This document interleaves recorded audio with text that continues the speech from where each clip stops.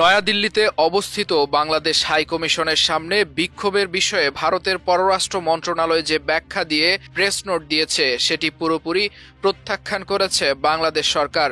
রোববার এক প্রেস ব্রিফিংয়ে পররাষ্ট্র উপদেষ্টা মোহাম্মদ তৌহিদ হোসেন বলেন, দিল্লিতে বাংলাদেশ হাইকমিশনের হামলার ঘটনায় ভারতের দেওয়া প্রেস নোট পুরোপুরি প্রত্যাখ্যান করছে ঢাকা। কূটনৈতিক এলাকার ভেতরে কিভাবে বিক্ষোভকারীরা এলো তা বড় প্রশ্ন। বাংলাদেশ হাইকমিশনারের বাসভবনে হামলার যে চেষ্টা, এতে নিরাপত্তা নিয়ে প্রশ্ন তোলাই যায়। প্রয়োজনে ভারতের ঢাকার মিশন ছোট করার ইঙ্গিত দিয়েছেন তৌহিদ হোসেন। এদিকে ভারতের পররাষ্ট্র মন্ত্রণালয়ের ওয়েবসাইটে বলা হয়, নয়াদিল্লিতে অবস্থিত বাংলাদেশ হাইকমিশনের সামনে বিক্ষোভের খবর নিয়ে গণমাধ্যমের প্রশ্নের জবাবে ভারতের পররাষ্ট্র মন্ত্রণালয়ের মুখপাত্র রণধীর জয়সওয়াল বলেছেন, ঘটনাটি নিয়ে কিছু গণমাধ্যমে বিভ্রান্তিকর প্রচারণা চালানো হচ্ছে।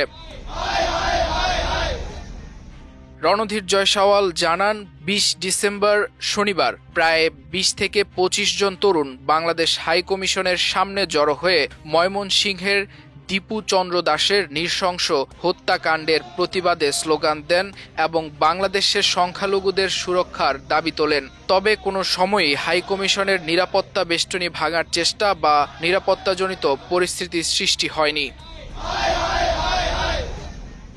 ভারতের সরকারি মুখপাত্র বলেন, ঘটনাস্থলে দায়িত্বরত পুলিশ কয়েক মিনিটের মধ্যেই বিক্ষোভকারীদের ছত্রভঙ্গ করে দেয়। এ সংক্রান্ত দৃশ্যমান প্রমাণ জনসম্মুখে উপলব্ধ রয়েছে।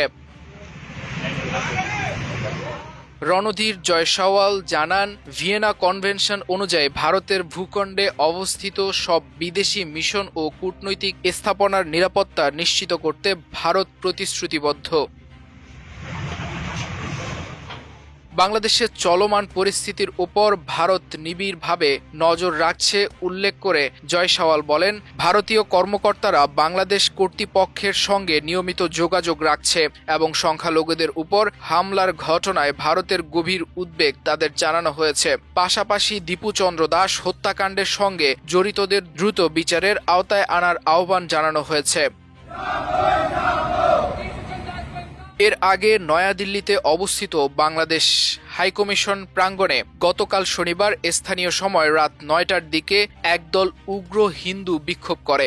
সেখানে তারা সব নিরাপত্তা বেষ্টনী অতিক্রম করে বাংলাদেশ হাউসের মূল ফটকের সামনে উপস্থিত হয়। বাংলাদেশ বিরোধী নানা স্লোগান দেয় এবং ভারতে নিযুক্ত বাংলাদেশের হাইকমিশনার রিয়াজ হামিদুল্লাহকে হত্যার হুমকি দেয়। তখন এ ঘটনাকে নজিরবিহীন বলে উল্লেখ করে ঢাকা ও দিল্লির কূটনৈতিক সূত্রগুলো।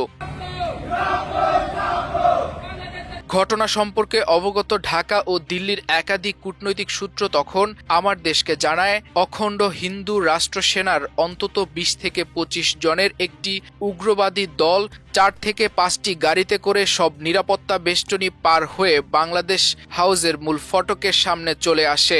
এ সময় তারা বাংলাদেশ বিরোধী উগ্র স্লোগান দিতে থাকে। তাদের মধ্যে কয়েকজন চিৎকার করে হাইকমিশনারের উদ্দেশ্যে বলতে থাকে, গোলি মারো সালোকো। এ ঘটনা যখন ঘটছিল তখন বাংলাদেশ হাউসের নিরাপত্তায় নিয়োজিত বাহিনীর সদস্যরা নীরবে দাঁড়িয়েছিল। তাদের সেখানে আসতে কোনো ধরনের বাধা দেওয়া হয়নি নিরাপত্তা কর্মীদের পক্ষ থেকে।